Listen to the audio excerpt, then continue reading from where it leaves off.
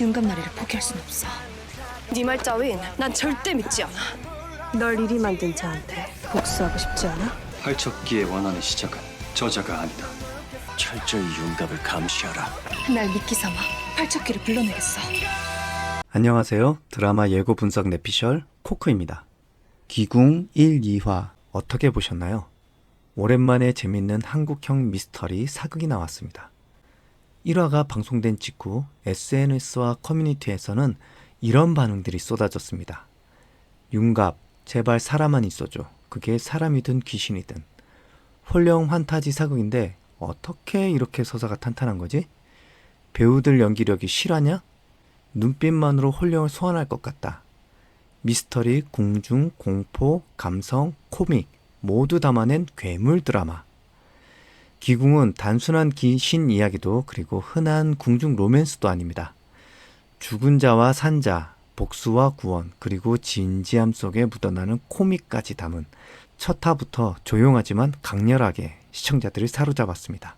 아직 못 보신 분들이 있을 것 같아서 1화와 2화를 간단히 살펴보면 아주 오래전 용이 되기 위해 1000년 동안 수행을 했던 이무기가 승천하려던 날 한 아이의 눈에 띄어서 용이 되지 못하고 다시 이무기 강철이가 됩니다. 그리고 13년이란 시간 동안 여리의 주변에 있는 모든 걸 빼앗아간 강철이는 계속해서 여리를 찾아가 다시 용이 되어 승천할 수 있게 영매가 되어달라고 부탁을 하는데 여리는 거절하게 되죠.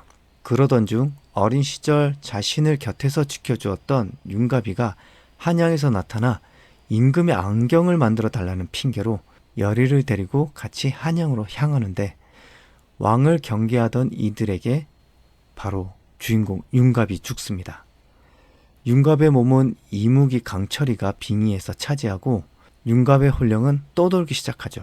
벼랑 위에서 떨어진 여리는 윤갑을 지키던 무사들에 의해 궁에서 치료를 받고 윤갑을 찾다가 우물 속 수살기를 만나 죽을 뻔하죠.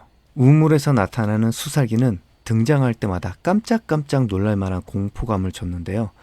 이 수살기는 3화에서 윤갑의 영혼을 찾아내는데 중요한 열쇠가 됩니다.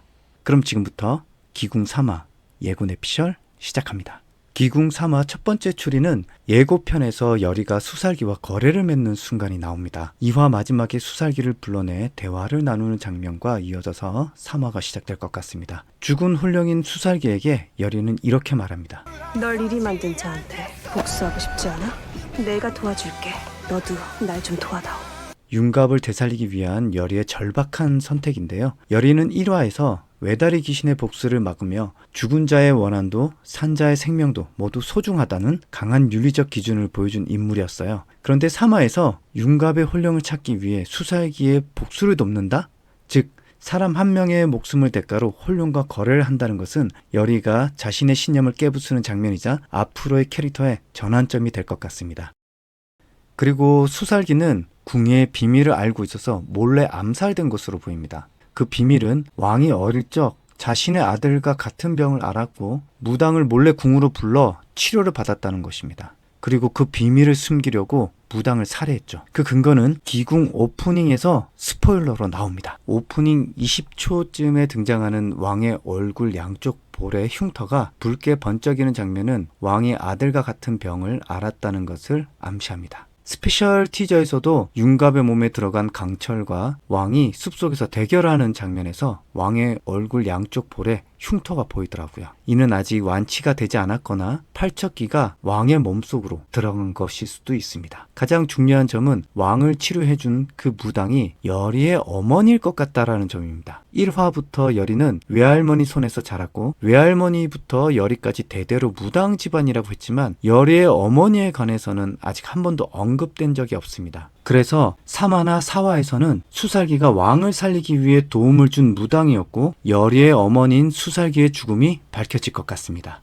두 번째 추리는 예고편에서 겁먹고 놀라 도망가는 윤갑이가 나오는데요. 우리는 1화, 2화를 통해서 윤갑이가 죽고 그의 육신은 강철이에게 뺏겼으며 홀령은 떠돌고 있다고 알고 있었습니다. 하지만 2화에서 수살기를 통해 얻은 힌트는 윤갑의 홀령이 팔척기에게 잡아먹혀서 실제로는 팔척기 안에 봉인 혹은 흡수되어 있음을 암시했습니다. 즉 윤갑은 단순한 혼령이 아닌 팔척기의 일부가 되어버린 존재로 나올 것으로 보입니다. 팔척기는 전통 민간 신앙과 일본 구전설화에서 드물게 등장하는 키가 8척, 약 2m 40에 이르는 귀신을 의미합니다. 하지만 기궁에서는 단순한 육체적 거대함을 넘어서 혼령을 삼키고 흡수하는 힘으로 그려지고 있죠. 팔척기는 죽은 자들의 감정, 기억, 분노를 흡수해서 점점 더 강력해지고 그들의 정체성마저 자기 것으로 만들어버립니다.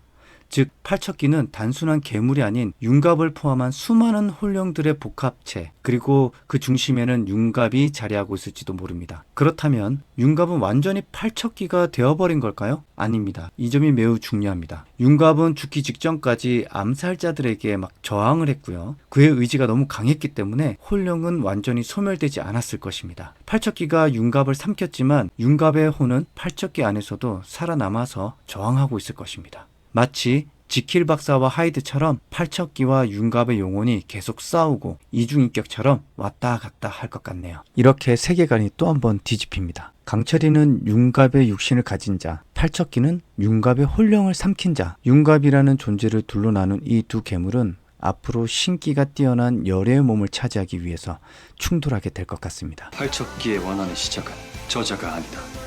윤갑은 너무 많은 것을 알고 있다. 철저히 윤갑을 감시하라.